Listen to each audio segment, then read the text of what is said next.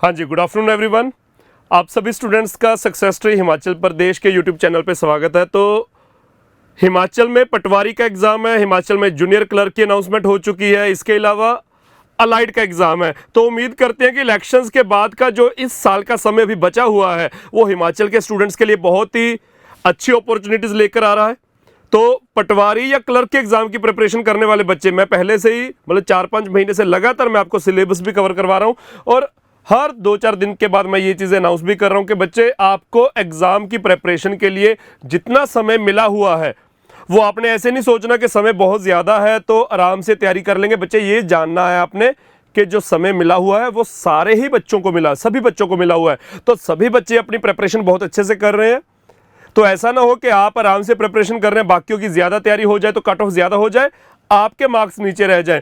तो इसलिए मेरी गुजारिश आपसे यही है, मैं पहले भी ये बात बहुत बार बोल चुका हूं कि समय अगर ज़्यादा मिला हुआ है एग्ज़ाम के लिए तो वो सभी बच्चों को मिला हुआ है। तो आपके लिए ऐसा नहीं है कि आप तैयारी को थोड़ा बैकफुट पे लेके जाओगे, आपको तैयारी उतने ही अच्छे से, उतनी ही ज़्यादा डेडिकेशन के साथ उतने समय के लिए करनी पड़ेगी जितने समय आपके एग्ज़ाम के लिए बचा हुआ है। क्लर्क का एग्ज़ाम तो होपफुली 1 महीने में हो जाएगा। पटवारी का एग्जाम है जो 2 से 4 महीने अभी हमें और भी मिलेंगे। तो 2-4 महीने में जो पटवारी के एग्जाम के आपके सिलेबस है पूरा, उसमें हिंदी जरूर आ जाएगी साथ में, साथ ही साथ जो मैथ्स का सेक्शन है बीच में, चलो 2-4 क्वेश्चन आपके रीजनिंग के रहेंगे, मैथ्स का सेक्शन बहुत बड़ा रोल प्ले करेगा। बच्चे मैथ्स में 25 में से 8-10 नंबर भी लेकर जाएंगे और 25 में से 22-22 नंबर भी लेकर जाएंगे। तो ये जो 10-12 नंबर का गैप पड़ेगा यही आखिर तक पूरा नहीं होगा। तो इसलिए मैथ्स बहुत ज्यादा बड़ा रोल प्ले करने वाला है। गेम चेंजर अपना डिसाइड होगा ये मैथ्स का सिलेबस जो है आपका, मैथ्स का सब्जेक्ट जो है आपका। तो इसलिए मेरी आपसे गुजारिश है कि मैथ्स के सब्जेक्ट को आपने उतना ही सीरियसली लेना है। मैंने बहुत अच्छे से आपको सिलेबस ऑलरेडी यूट्यूब पे करवा दिया है, आप वहाँ पे जनवरी फरवरी में जाकर क्लासेस देख सकते हैं। और ये जो आपकी लाइव क्लासेस चल रही हैं इनमें बच्चे मैं आपको उस पूरे सिलेबस में से जिस तरह के क्वेश्चंस पूछे जाएंगे वो कवर करवाऊंगा। तो पहली बात मैं क्लियर कर देता हूँ कि बच्चे पटवारी के एग्जाम में अगर 25 क्वेश्चन मैथ्स के आ रहे हैं तो 25 में से 6 से 7 क्वेश्चन डेफिनेटली, 5 से 7 क्वेश्चन आपके रहेंगे जो आपको हैरान करेंगे, जिनका लेवल थोड़ा अच्छा रहेगा। 10 से 15 क्वेश्चन आपके ठीक ठाक करने वाले होंगे, 5-7 क्वेश्चन बहुत ज़्यादा आसान भी हो सकते हैं। तो जो 5-7 क्वेश्चन थोड़े मुश्किल रहेंगे हमने उनकी भी प्रेपरेशन साथ ही साथ करते जानी है। तो हमने पूरे 25 का जो एनालिसिस, जो एस्टिमेट हम लगा रहे हैं वो यही रहेगा कि 5-7 क्वेश्चन बहुत आसान और 5-7 क्वेश्चन थोड़े ज़्यादा तंग करने वाले होंगे और 10 से 15 क्वेश्चन आपके मॉडरेट रहेंगे, जिस तरह के क्वेश्चंस की आप यूजुअली प्रैक्टिस करते रहे हैं। तो जो मुश्किल क्वेश्चंस है वो भी मैं बीच बीच में आपको प्रैक्टिस करवाता रहूंगा। तो आज के सेशन में बच्चे आपका पहला क्वेश्चन ध्यान से देखिए, सिंपल और कंपाउंड इंटरेस्ट का है। एग्जामिनर कह रहा है if the simple interest is, अगर सिंपल इंटरेस्ट हो कितना, 12/25 गुना of the principal for 3 years. Examiner कह रहा है कि भाई होगा कोई पैसा, प्रिंसिपल लिख दे उसके लिए, उस पैसे के ऊपर सिंपल इंटरेस्ट कितना आ रहा है, 12/25 आ रहा है 3 साल का। तो हमें पूछा गया find the compound interest on the sum of rupees, नया प्रिंसिपल दे दिया 17,500 रुपए। तो एग्जामिनर पहले गिवन दे रहा है कि भाई किसी प्रिंसिपल के ऊपर 3 साल का सिंपल इंटरेस्ट कितना आया, 12/25 ऑफ द प्रिंसिपल। और फिर पूछा गया है कि 17,500 इस नए प्रिंसिपल के ऊपर 2 साल का कंपाउंड इंटरेस्ट क्या होगा। Find the compound interest on the sum of rupees 17,500 for 2 years at the same rate. तो ये बच्चे इस क्वेश्चन में इंटरेस्टिंग चीज आ गई, सेम रेट। एग्जामिनर ने रेट मेंशन नहीं किया कितना, एग्जामिनर ने कह दिया कि भाई सिंपल इंटरेस्ट के केस में जितना भी आपका रेट बनना था वो हमें निकालना पड़ेगा, जो भी वो रेट होगा वो हम कैलकुलेट करेंगे, उसी रेट पर इस प्रिंसिपल के ऊपर 2 साल का कंपाउंड इंटरेस्ट क्या होगा। तो पहले हमें रेट निकालना पड़ेगा। तो रेट को लेकर बच्चे हमें सिंपल इंटरेस्ट दिया गया है। सिंपल इंटरेस्ट किसके इक्वल दिया गया है, 12/25। 12/25 किसका, ऑफ द प्रिंसिपल। तो बच्चे क्योंकि हमने रेट जो है उसको परसेंटेज में कैलकुलेट करना है, रेट को परसेंटेज में कैलकुलेट करना है, तो बच्चे हमने प्रिंसिपल भी परसेंटेज में ही लेना है, फिर 100%। तो क्योंकि बच्चे हमने रेट ऑफ इंटरेस्ट की, रेट की जो वैल्यू निकालनी है वो परसेंटेज में निकालनी है, तो प्रिंसिपल भी हमें फिर परसेंटेज में ही लेना पड़ेगा। तो प्रिंसिपल परसेंटेज में कितना आ जाएगा, 100%। तो आपका सिंपल इंटरेस्ट कितना आ गया, 12/25 ऑफ 100%। तो बच्चे 12/25 ऑफ 100 करोगे तो 25 जो आपके 100 को काट देगा 4 से, तो आपका रेट ऑफ इंटरेस्ट कितना आ गया, 12 गुना 4 48%। ये 48% क्या आया बच्चे, आपका रेट ऑफ इंटरेस्ट नहीं आया, क्योंकि रेट ऑफ इंटरेस्ट हमेशा क्या होता है, percent per annum. Rate of interest जितने भी परसेंट होता है वो 1 साल के लिए होता है, लेकिन ये जो आपका बच्चे सिंपल इंटरेस्ट आया 48%, वो आया 3 साल का। तो बच्चे अगर 3 साल का आपका इंटरेस्ट 48% है और आप सिंपल इंटरेस्ट के मामले में ये जानते हैं कि हर साल का इंटरेस्ट सेम होता है, तो 3 साल का 48%, तो मतलब आपका रेट ऑफ इंटरेस्ट कितना आ गया, 48/3 करोगे, आपका रेट ऑफ इंटरेस्ट बन जाएगा 16% पर एनम। तो मैं उम्मीद करता हूं कि पहले आपको ये रेट ऑफ इंटरेस्ट निकालना समझ आ गया होगा कि हमने रेट ऑफ इंटरेस्ट कैसे निकाला। और जब आपका रेट ऑफ इंटरेस्ट आ गया 16%, फिर आपने इस प्रिंसिपल के ऊपर 2 साल का कंपाउंड इंटरेस्ट निकालना है 16% की हेल्प से। तो बच्चे प्रिंसिपल दिया हुआ है 17,500, उस पर अगर आपने कंपाउंड इंटरेस्ट निकालना है तो कंपाउंड इंटरेस्ट मैंने किस तरह से सिखाया था, ब्रांच मेथड से। मैंने कहा था जितने साल का इंटरेस्ट निकालना है प्रिंसिपल में से उतनी ब्रांचेस निकाल लीजिए। तो 2 साल का इंटरेस्ट निकालना तो प्रिंसिपल में से हमने 2 ब्रांचेस निकाल ली। किस लिए, पहली ब्रांच पहले साल का इंटरेस्ट लिखने के लिए, दूसरी ब्रांच के नीचे हमने दूसरे साल का इंटरेस्ट लिखना है। लेकिन इंटरेस्ट आएगा कितना बच्चे, इंटरेस्ट तो 16% आएगा क्योंकि हमने 16% इंटरेस्ट कैलकुलेट कर रखा है। तो पहले साल कितना इंटरेस्ट आएगा बच्चे, पहले साल आपका इंटरेस्ट आएगा प्रिंसिपल का 16%, तो 17,500 का 16% क्या हो जाएगा, 17,500 का 16% का मतलब 16/100, 00 से 00 आपकी कट जाएगी बच्चे। 16 को भी 175 से गुना करना है हमने, तो 16 को 175 से कैसे गुना करेंगे, 175 से गुना करने के लिए आप 16 को 100 से गुना कीजिए 1600, और 16 को 75 से गुना कीजिए 1200, तो 16 और 1200 आपका ओवरऑल इंटरेस्ट आ गया 2800। तो पहले साल आपका कितना इंटरेस्ट आया बच्चे, 2800 के इक्वल। क्योंकि कंपाउंड इंटरेस्ट के केस में भी पहले साल सिर्फ प्रिंसिपल के ऊपर इंटरेस्ट लगना होता है, तो पहले साल सिर्फ 2800 आया। अगले साल कितना इंटरेस्ट आएगा बच्चे, अगले साल प्रिंसिपल के ऊपर जो 16% लगा वो तो हर साल आएगा, तो वो पहले साल अगर आया है तो दूसरे साल भी 2800 तो आएगा, लेकिन साथ ही साथ दूसरे साल और क्या आएगा, पहले साल के इंटरेस्ट के ऊपर भी इंटरेस्ट लगेगा, तो 2800 के ऊपर भी 16% आएगा। तो 2800 का 16% कितना हो जाएगा, 16% से जो नीचे 100 जाएगा उससे 00 कट गई, तो 16 × 28, 16 × 28 बच्चे आपका टेबल्स अच्छे से आते होने चाहिए, 448 रुपए हो जाएगा। तो आपका 2 साल का कंपाउंड इंटरेस्ट कितना बना, तो 2 साल का कंपाउंड इंटरेस्ट बच्चे आपका बना 28 और 28 5600, 5600 में 400 और 48 ऐड करेंगे 6048 रुपए। तो बच्चे आपका उस रेट पर जो हमने रेट निकाला था 16%, उस रेट पर 17,500 के ऊपर 2 साल का कंपाउंड निकालना था, तो कितना आंसर आ गया बच्चे, डी ऑप्शन आपका आंसर आ गया 6048 रुपए। तो मैं उम्मीद करता हूं कि बच्चों को ये चीजें समझ आती होगी, इस तरह के सॉल्यूशंस समझ आते होंगे। और जो बच्चे इस चैनल पर नए हैं, जिनको ये क्वेश्चंस तो इंटरेस्टिंग लग रहे हैं, लेकिन सॉल्यूशन जिस तरह के हम ट्रिक्स यूज कर रहे हैं, जिस तरह के हम मेथड्स यूज कर रहे हैं कि हमारा कम समय में सही आंसर आ जाए, वो कम समझ आ रहे हैं, तो बच्चे आपको थोड़ा 2-3 महीने पीछे जाकर मैंने पूरा सिलेबस कवर करवाया था मैथ्स का, वो आपकी 30-40 क्लासेस यहां पर यूट्यूब पर पड़ी, आप उनको वापस जाकर देख सकते हैं। बाकी बच्चे सेशन को इसी तरह से कंटिन्यू रखेंगे और कमेंट सेक्शन में कमेंट करते जाएंगे कि चीजें समझ आ गई। ये बहुत इंटरेस्टिंग क्वेश्चन है बच्चे। एग्जामिनर कह रहा है if the ratio of CI to SI, हमें रेशियो दे रखी है, किसकी रेशियो दे रखी है, कंपाउंड की सिंपल के साथ, on a sum for 2 years. Examiner कह रहा है किसी पैसे के ऊपर 2 साल का जो कंपाउंड इंटरेस्ट आया और उसी पैसे के ऊपर 2 साल का जो सिंपल इंटरेस्ट आया, उसकी रेशियो 47/40 है। Then find the compound interest, तो कंपाउंड इंटरेस्ट फाइंड कीजिए किस पर, on ₹4000 for 2 years at the same rate of interest. तो बेसिकली पिछले क्वेश्चन में भी एग्जामिनर ने लिखा था सेम रेट ऑफ इंटरेस्ट, लेकिन दिया नहीं हुआ था तो हमें इंटरेस्ट निकालना पड़ा। तो इस क्वेश्चन में भी एग्जामिनर ने कह दिया सेम रेट के ऊपर, तो सेम रेट कितना होगा वो हमें निकालना पड़ेगा। तो देखो कैसे निकलेगा, हमें दिया हुआ है किसी पैसे के ऊपर 2 साल के सिंपल और कंपाउंड की रेशियो 47/40। तो बच्चे 2 साल का इंटरेस्ट कैसे निकलता है, मैं कंपाउंड लिख देता हूं। ये 2 साल का कंपाउंड लिखना है तो प्रिंसिपल जितना मर्जी है मैंने उसको P लिख दिया। 2 साल के इंटरेस्ट के लिए हमने प्रिंसिपल में से 2 ब्रांचेस निकालनी है, तो प्रिंसिपल में से 2 ब्रांचेस किस लिए, पहली ब्रांच पहले साल का इंटरेस्ट लिखने के लिए, दूसरी ब्रांच दूसरे साल का इंटरेस्ट लिखने के लिए। तो 2 साल का सिंपल इंटरेस्ट और कंपाउंड इंटरेस्ट रेशियो में हमें दे रखा है कंपाउंड 47, सिंपल लेकिन 20 दिया हुआ है। तो बच्चे ये जो 40 दिया हुआ है, ये जो 40 है रेशियो में देखें तो कंपाउंड इंटरेस्ट 47 है और सिंपल इंटरेस्ट 40 है। कितने समय का? 2 साल का। तो बच्चे पिछले क्वेश्चन में भी हमने डिस्कस किया, इस चीज को यूज किया था। और वैसे भी आप जानते हैं कि सिंपल इंटरेस्ट तो हर साल सेम होता है। तो सिंपल इंटरेस्ट क्योंकि हर साल सेम होता है, तो 2 साल का सिंपल इंटरेस्ट 40 होने का मतलब क्या है कि 20 वो पहले साल होगा, 20 ही वो दूसरे साल होगा। तो ये प्रिंसिपल के ऊपर इंटरेस्ट जो होता है ये तो सिंपल इंटरेस्ट होता है। तो पहले साल तो सिंपल और कंपाउंड सेम है, तो 2 साल का सिंपल इंटरेस्ट अगर 40 है तो हर साल 20-20 होगा। तो कंपाउंड कितना बन जाएगा?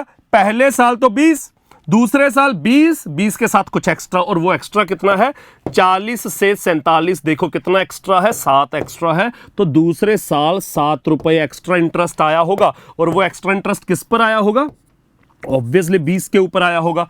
तो बच्चे यहां से आपका रेट कितना बन जाएगा? आपका रेट बन जाएगा 7 रुपए का इंटरेस्ट 20 के ऊपर।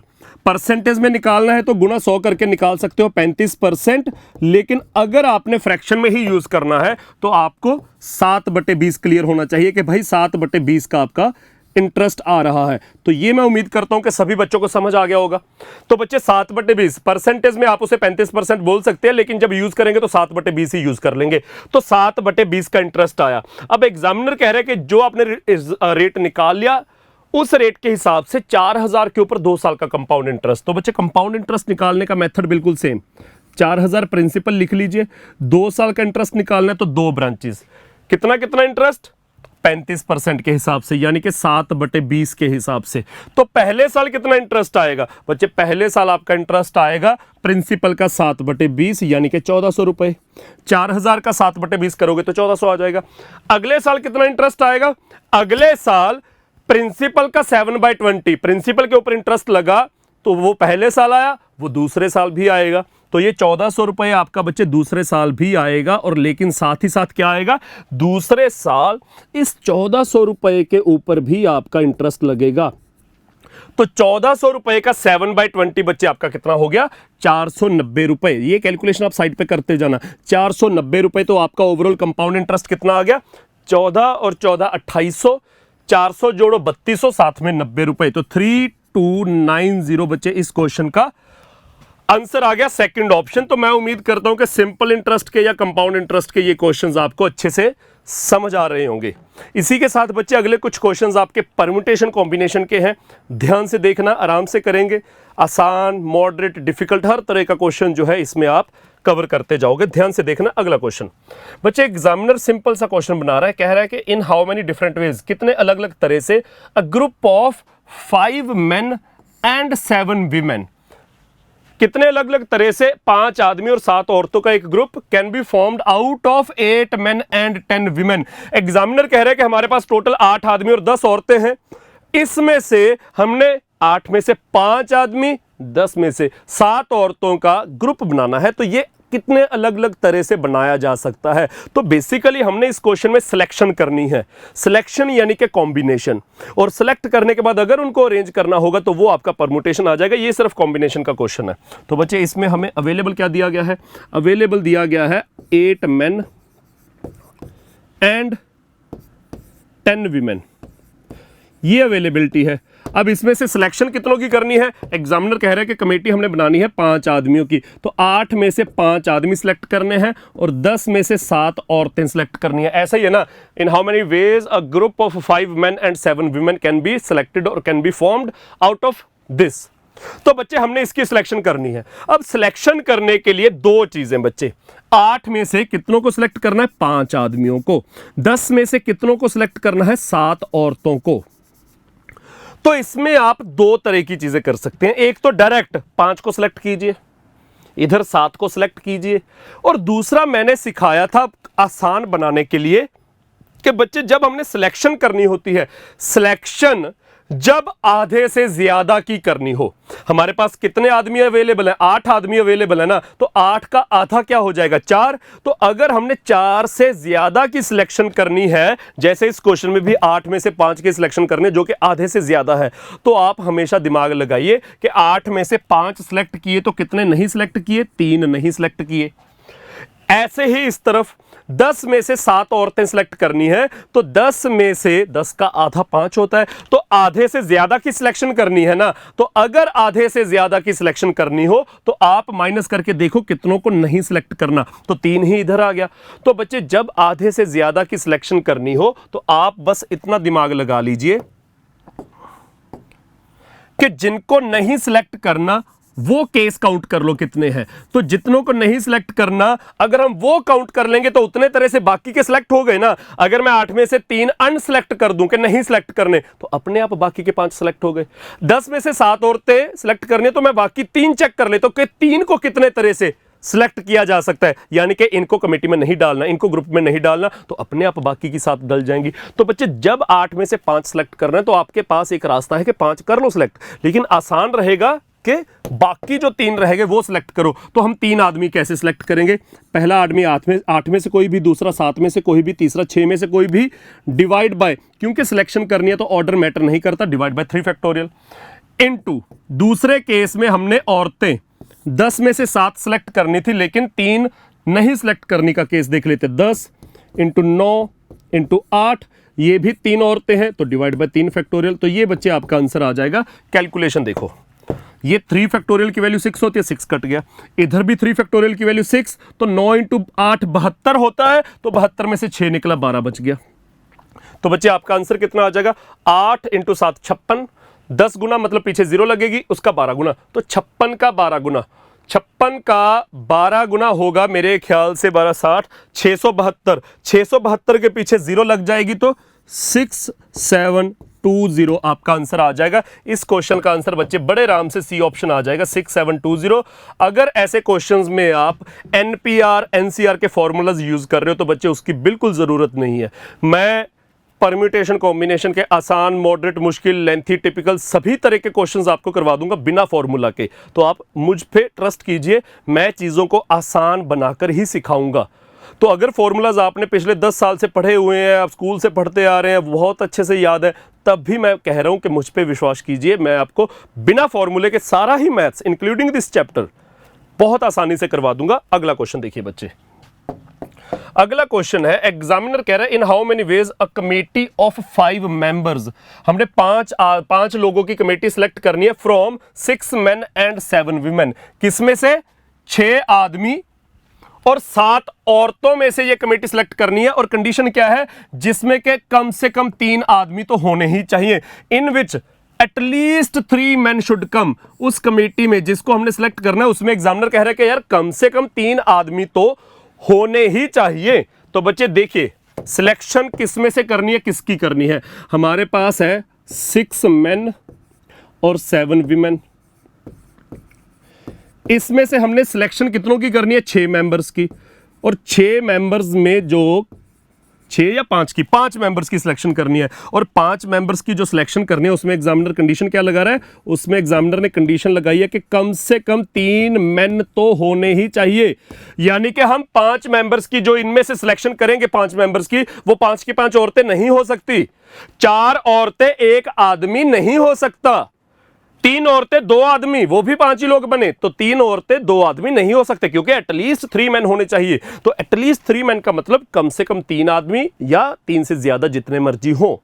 तो एटलीस्ट 3 मैन का मतलब क्या है बच्चे? कि कम से कम 3 आदमी तो होने चाहिए, 3 से ज्यादा भी चलेंगे। तो 3 से ज्यादा कितने पॉसिबल है? तो 3 से ज्यादा पॉसिबल है 4 आदमी, 5 आदमी, 6 आदमी। अब 6 आदमी, क्योंकि कमेटी ही 5 लोगों की सिलेक्ट करनी है, तो 6 आदमी नहीं लेने, 7 आदमी नहीं लेने, 8 आदमी नहीं लेने। तो बच्चे कम से कम 3 आदमी होने चाहिए। तो ये तो कंडीशन है, 2 1 0 नहीं चलेगा, कम से कम 3 मतलब 3 4 5, ज्यादा से ज्यादा, क्योंकि 5 ही लोग सिलेक्ट करने, तो ज्यादा से ज्यादा 5 आदमी। तो बच्चे क्या क्या केस हो सकता है? एक तो हो सकता है कि 3 मेन और 2 वीमेन सिलेक्ट कर ले, एक हो सकता है 4 मेन और 1 वीमेन सिलेक्ट कर ले, एक हो सकता है कि 5 के 5 आदमी सिलेक्ट कर ले। तो ये 3 अलग अलग केस बनेंगे।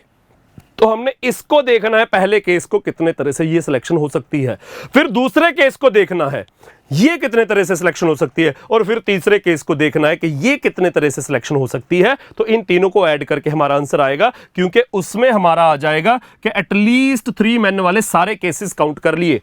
तो पहला केस हमने जो सिलेक्शन करनी है वो करनी है 3 मेन 2 वीमेन की।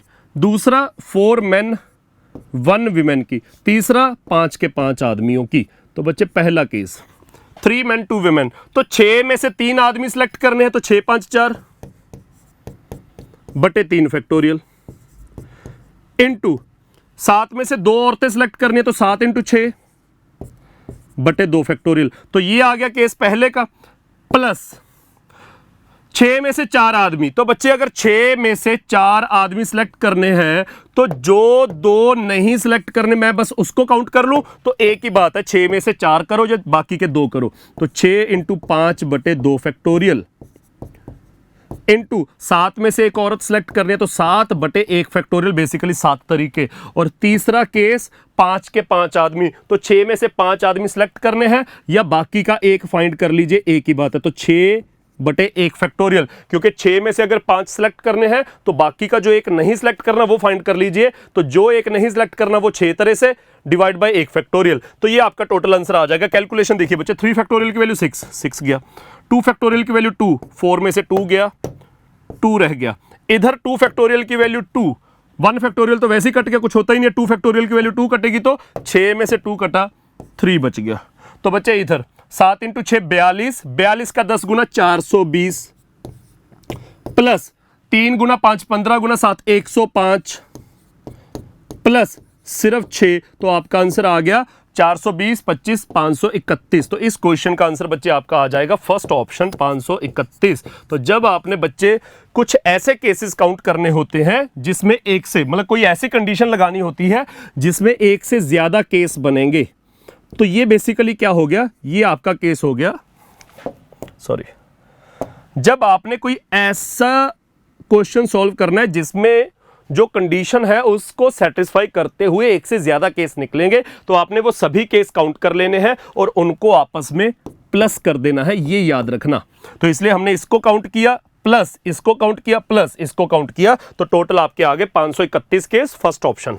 इसी के जैसा क्वेश्चन बच्चे, मैं उम्मीद करता हूं कि आपको अच्छा लग रहा होगा, इंटरेस्टिंग लग रहा होगा। How many words of 4 consonants and 4 vowels. तो बच्चे जो इंग्लिश के अल्फाबेट सीरीज है ए से लेकर जेड तक, वो उसमें 26 लेटर्स आते हैं। उन 26 में से आपको मालूम है कि ए, ई, आई, ओ और यू, ये 5 वोवल्स हैं, बाकी के 21 कॉन्सोनेंट्स है। तो आपको वोवल्स और कॉन्सोनेंट्स, जिनको हिंदी में व्यंजन और स्वर शब्द बोलते हैं, वो आपको क्लियर है।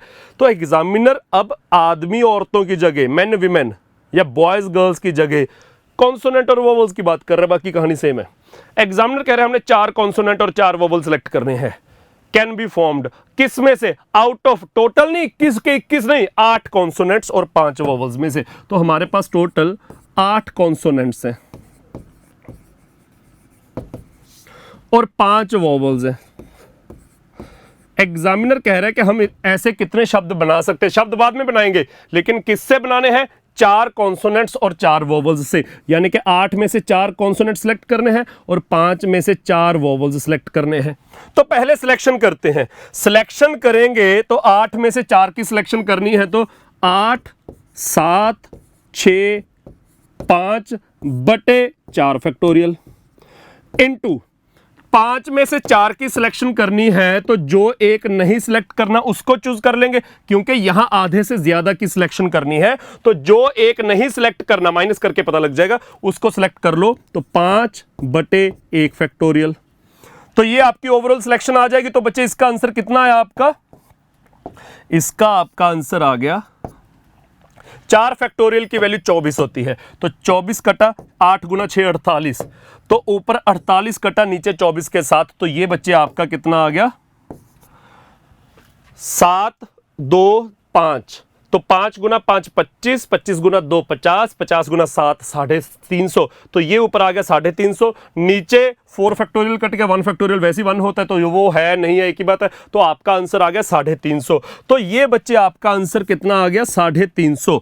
लेकिन 350 किस चीज का आंसर आया, हमने सिर्फ सिलेक्शन की है, सिर्फ सिलेक्शन का आंसर आ गया 350। लेकिन क्या एग्जामिनर सिर्फ सिलेक्शन की बात कर रहा है, एग्जामिनर इस क्वेश्चन में सिर्फ सिलेक्शन की बात कर रहा है कि भाई इतने आदमी और औरतों की कमेटी कैसे बनाई जा सकती है, सिलेक्शन कीजिए।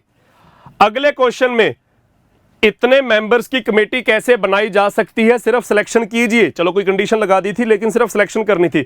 इस क्वेश्चन में सिर्फ सिलेक्शन नहीं करनी कि 8 में से 4 कॉन्सोनेंट, 5 में से 4 वोवल्स।